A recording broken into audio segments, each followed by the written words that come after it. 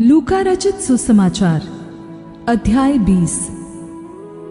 एक दिन ऐसा हुआ कि जब वह मंदिर में लोगों को उपदेश देता और सुसमाचार सुना रहा था, तो प्रधान याजक और शास्त्री प्राचीनों के साथ पास आकर खड़े हुए और कहने लगे, हमें बता, तू इन कामों को किस अधिकार से करता है और वह कौन है जिसने तुझे यह अधिकार दिया है? उसने उनको उत्तर दिया, मैं भी तुमसे एक बात पूछता हूँ, मुझे बताओ, यूहन्ना का बपतिस्मा स्वर्ग की ओर से था या मनुष्यों की ओर से था?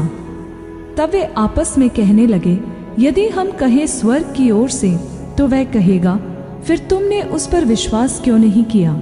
और यदि हम कहें मनुष्यों की ओर से तो सब लोग हमें पथराव करेंगे, क्योंकि वे सचमुच जानते हैं कि यूहन्ना भविष्यद्वक्ता था। अतः उन्होंने उत्तर दिया, हम नहीं जानते कि वह किसकी ओर से था। यीशु ने उनसे कहा, तो मैं भी तुम्हें नहीं बताता कि मैं ये काम किस अधिकार से करता हूँ। तब वह लोगों से यह दृष्टांत कहने लगा, किसी मनुष्य ने दाख की बारी लगाई और किसानों को उसका ठेका दे दिया और बहुत दिनों के लिए परदेश चला गया। नियुक्त समय पर उसने किसानों के पास एक दास को भेजा कि वे दाख की बारी के कुछ फलों का भाग उसे दे, पर किसानों ने उसे पीट कर खाली हाथ लौटा दिया। फिर उसने एक और दास को भेजा और उन्होंने उसे भी पीट कर और उसका अपमान करके खाली हाथ लौटा दिया। फिर उसने तीसरा भेजा और उन्होंने उसे भी घायल करके निकाल दिया। तब दाख की बारी के स्वामी ने कहा, मैं क्या करूं?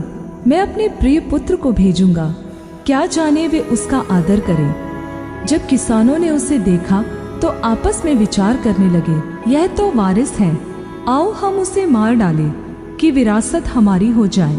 और उन्होंने उसे दाख की बारी से बाहर निकालकर मार डाला। इसलिए दाख की बारी का स्वामी उनके साथ क्या करेगा?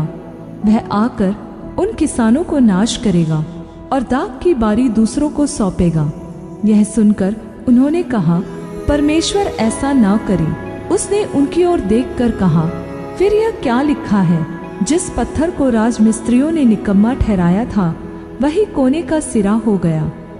जो कोई उस पत्थर पर गिरेगा वह चकनाचूर हो जाएगा और जिस पर वह गिरेगा उसको पीस डालेगा। उसी घड़ी शास्त्रियों और प्रधान याजकों ने उसे पकड़ना चाहा, क्योंकि समझ गए थे कि उसने उनके विरुद्ध दृष्टांत कहा, परंतु वे लोगों से डरे और वे उसकी ताक में लगे और भेदिए भेजे कि धर्मी का भेष धरकर उसकी कोई न कोई बात पकड़े कि उसे राज्यपाल के हाथ और अधिकार में सौंप दे। उन्होंने उससे यह पूछा, हे गुरु, हम जानते हैं कि तू ठीक कहता और सिखाता भी है और किसी का पक्षपात नहीं करता, वरन परमेश्वर का मार्ग सच्चाई से बताता है। क्या हमें कैसर को कर देना उचित है कि नहीं? उसने उनकी चतुराई को ताड़कर उनसे कहा, एक दिनार मुझे दिखाओ, इस पर किसकी छाप और नाम है?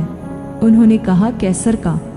उसने उनसे कहा, तो जो कैसर का है वह कैसर को दो और जो परमेश्वर का है वह परमेश्वर को दो।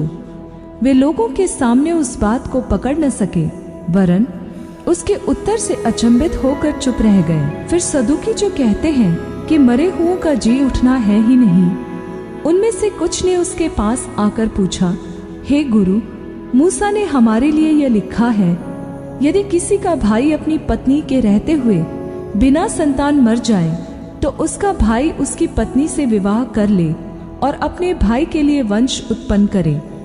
अतः 7 भाई थे। पहला भाई विवाह करके बिना संतान मर गया, फिर दूसरे और तीसरे ने भी उस स्त्री से विवाह कर लिया। इसी रीति से 7 बिना संतान मर गए। सबके पीछे वह स्त्री भी मर गई। अतः जी उठने पर वह उनमें से किसकी पत्नी होगी, क्योंकि वह 7 की पत्नी रह चुकी थी। यीशु ने उनसे कहा, इस युग की संतानों में तो विवाह शादी होती है, पर जो लोग इस योग्य ठहरेंगे कि उस युग को और मरे हुओं में से जी उठना प्राप्त करें, उनमें विवाह शादी न होगी। वे फिर मरने के भी नहीं, क्योंकि वे स्वर्गदूतों के समान होंगे और पुनरुत्थान की संतान होने से परमेश्वर के भी संतान होंगे। परंतु इस बात को कि मरे हुए जी उठते हैं मूसा ने भी झाड़ी की कथा में प्रकट की है। वह प्रभु को अब्राहम का परमेश्वर और इसहाक का परमेश्वर और याकूब का परमेश्वर कहता है। परमेश्वर तो मुर्दों का नहीं परंतु जीवितों का परमेश्वर है, क्योंकि उसके निकट सब जीवित है। तब यह सुनकर शास्त्रियों में से कितनों ने कहा, हे गुरु, तूने अच्छा कहा, और उन्हें फिर उससे कुछ और पूछने का साहस न हुआ। फिर उसने उनसे पूछा, मसीह को दाऊद की संतान कैसे कहते हैं?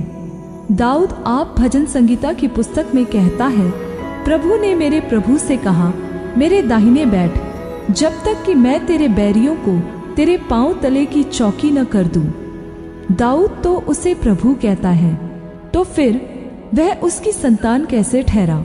जब सब लोग सुन रहे थे तो उसने अपने चेलों से कहा, शास्त्रियों से सावधान रहो, जिनको लंबे लंबे वस्त्र पहने हुए फिरना अच्छा लगता है और जिन्हें बाजारों में नमस्कार और आराधनालयों में मुख्य आसन और भोज में मुख्य स्थान प्रिय लगते हैं।